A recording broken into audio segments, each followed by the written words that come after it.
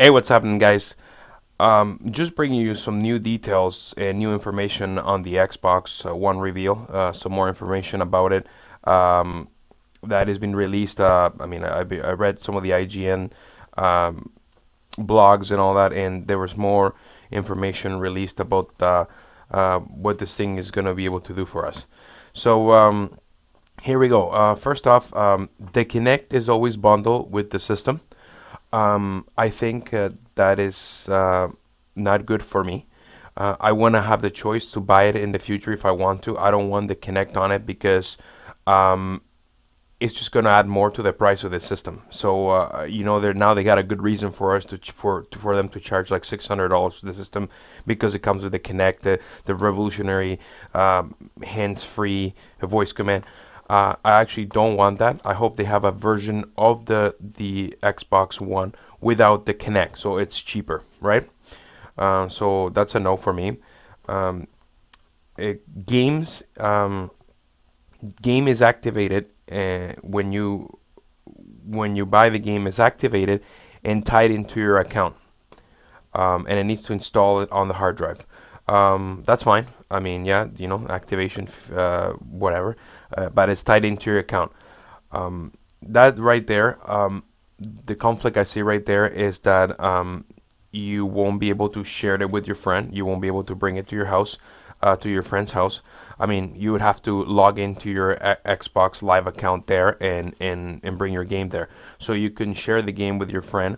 You can give it to your friend and lend it to him for the weekend or nothing like that.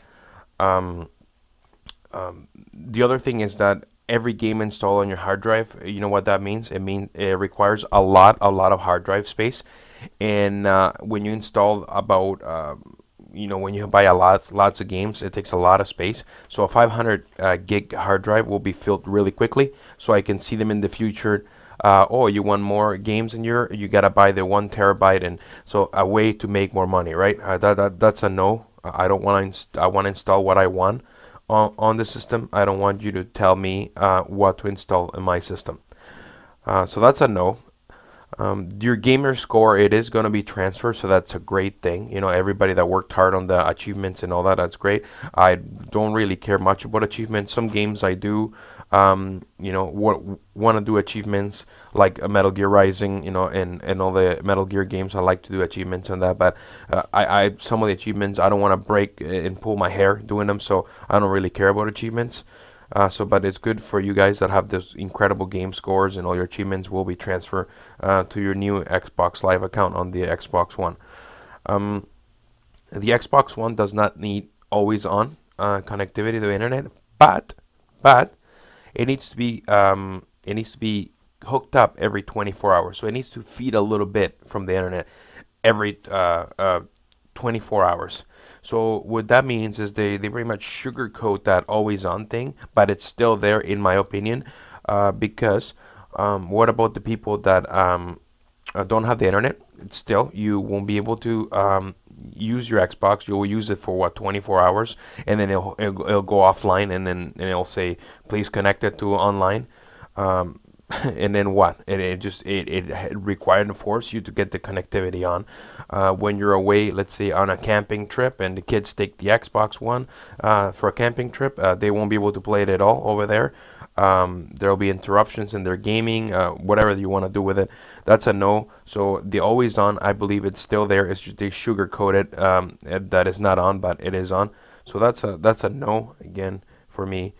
Um, when you buy used games now, this is one of the things that really drives me right off this thing. When you buy used games, you need to pay a fee to activate them. All right, and the fee is almost as much as the game is worth brand new. Um, you know, this is if this is true, okay, if this is true, that this is pretty much one of the biggest slap in the faces because you won't be able to rent your games no more. All right, and I would never do this. I would never. You know, this is gonna kill them. Renting a game or buying a used game when the game has been out for like 3 years. like and they force you, you still gotta pay a full price fee to activate this game. This is crazy. This is completely crazy. I don't agree with this whatsoever. That's terrible. And this is what's gonna sink them the most. Like they're trying to control us. They're trying to control this and try to squeeze as much money as you as possible. That, oh man, that's just terrible. It's got 8 gigs of RAM. I mean, some of the specifications have not been clear yet. We'll know at E3, but it's got 8 gigs of RAM. We don't know what latency it is. Is it high end or low end? We don't know yet.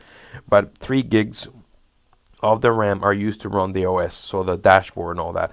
Uh, that's a no-go for me either, because you're gonna steal all the these 8 gigs. Guys, in computer gaming, when you use the 8 gigs, is used for the game itself, to run the game in amazing ways, right? So now by them splitting this up, you're running the game at 3 gig of RAM. That is not good. The game is not going to run well, and just to power their web browsing and their dashboard, so you can go on Skype and all this while you're playing games and Facebook and watch your movies and flip around.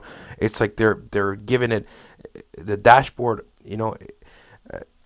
Even when I'm on Xbox 360, sometimes I'm like, okay, what am I doing? Why am I spending so much time on this dashboard instead of playing some games?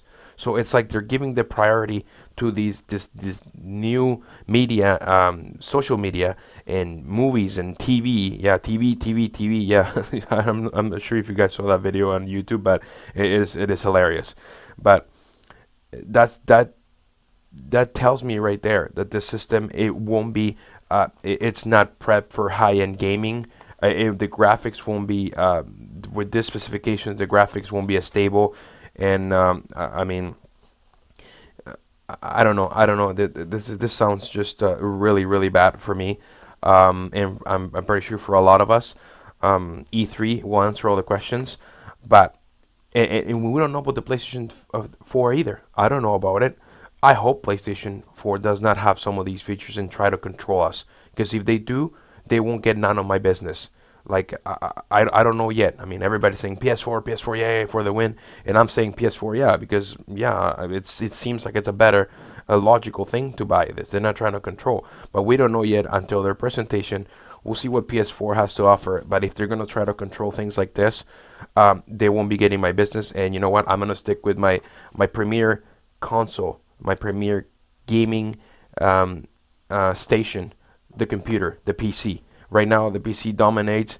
At my house, dominates the gaming world right now.